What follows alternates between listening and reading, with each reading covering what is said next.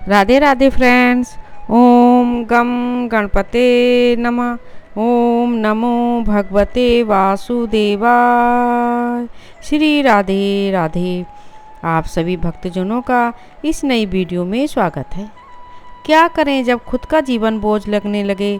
भगवत गीता के अनुसार श्री कृष्ण कहते हैं, समय कभी भी एक सा नहीं होता। यह कभी अच्छा होता है तो कभी बुरा हुआ करता है।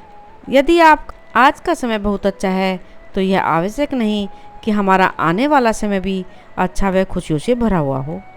और यदि आपका आज का समय बुरा है तो भी उदास मत होइए। हो सकता है आप अपनी मेहनत व परिश्रम के बल पर अपना आने वाला समय को बहुत ही अच्छा बना लें। जब व्यक्ति का समय बुरा चल रहा होता है तब उसके धैर्य की कमी आ जाती है। वह सोचने लगता है कि उसका यह बुरा समय कब निकलेगा। कुछ लोग तो अपने बुरे समय के कारण अपने आप को अपने परिवार के लिए बोझ समझकर या नकारात्मक विचारों से ग्रस्त होकर आत्महत्या करने तक का प्रयास कर डालते हैं। सभी के जीवन में कभी न कभी एक बार ऐसा समय जरूर आता है जो उसके लिए निकलना बहुत मुश्किल होता है। ऐसे में लोग खुद को बोझ मानने लगते हैं। तो दोस्तों, आज के इस लेख में हम बात करेंगे कि क्या करें जब खुद का जीवन बोझ लगने लगे भगवत गीता के अनुसार पर। भगवत गीता के अनुसार हर इंसान को ईश्वर ने एक अलग विशेषता देकर बनाया है। इतनी बड़ी दुनिया में जब लोगों के फिंगरप्रिंट तक एक जैसे नहीं होते तो सोचिए दो लोगों के विचार, शरीर, बुद्धि कैसे एक हो सकते हैं। यहाँ पर ईश्वर ने सभी को विशेष बनाया है। उदाहरण के लिए कोई लंबा है तो कोई गोरा। हमें भगवान ने जितना लंबा बनाया है हम उतने ही लंबे रहेंगे।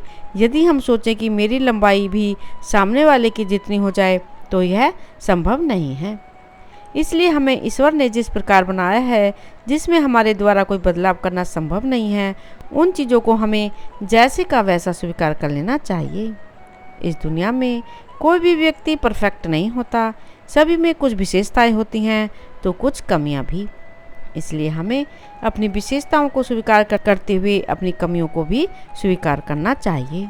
और जिन कमियों में हम सुधार ला सकते हैं उन पर कार्य कर उनमें सुधार लाना भी चाहिए। जब जिंदगी बोझ लगने लगे तो याद रखना, हम अपनी सभी कमियों को पूरा नहीं कर सकते, पर इन कमियों के साथ भी हम सफलता की राह पर चल सकते हैं। श्रीमद् भगवत गीता के 13वें अध्याय 16वें श्लोक में भगवान श्री कृष्ण बताते हैं कि हम सभी के अंदर ईश्वर विराजमान है।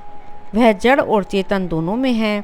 तो इस प्रकार जब हमारे अंदर स्वयं ईश्वर विराजमान है, जब हमें स्वयं ईश्वर ने बनाया है, तो फिर हम बोझ कैसे हो सकते हैं। जब हमें खुद का जीवन बोझ लगने लगे तो भगवत गीता के अनुसार पर, और जब कभी भी जीवन में उदास हों तो याद रखें ये 10 बातें और नित्य सुने प्रेरणादायक कहानी।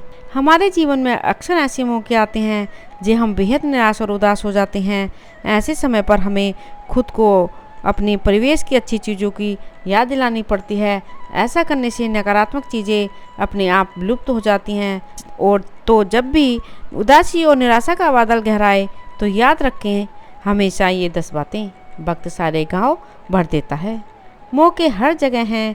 दुनिया में अच्छे लोगों की कमी नहीं है जो आपकी मदद कर सकते हैं और आपको प्रेरित कर सकते हैं। अगर आपको अपने बारे में कुछ पसंद नहीं है तो उसे आप कभी भी बदल सकते हैं। कुछ भी उतना बुरा नहीं है जितना कि दिखाई देता है। जीवन सुलझा हुआ होता है, उसे उलझाए नहीं। असफलताएं और गलतियां आशीर्वाद और वरदान हैं। जाने दो यारों वाला एटीट्यूड अपनाएं। आप हमेशा प्रसन्न रहें। यह पूरी सृष्टि हमेशा आपके पक्ष में काम करती है, न कि विरोध में। हर अगला दिन आपके लिए नई उम्मीदों का भंडार लेकर आता है। यह कहानी बदल देगी आपके सोचने का नज़रिया। एक जगह 4 दीपक जल रहे थे।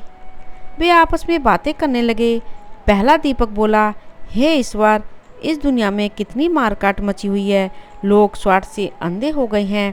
ऐसे लोगों के लिए मेरी रोशनी किस काम की। और वह बुझ गया। उसकी बात सुन रहा दूसरा दीपक भी कहने लगा, लोगों के लिए पैसा ही सब कुछ हो गया है। जीवन से ज्ञान और संस्कार का प्रकाश खत्म हो चुका है। फिर मैं ही जलकर क्या कर लूँगा। और वह भी बुझ गया।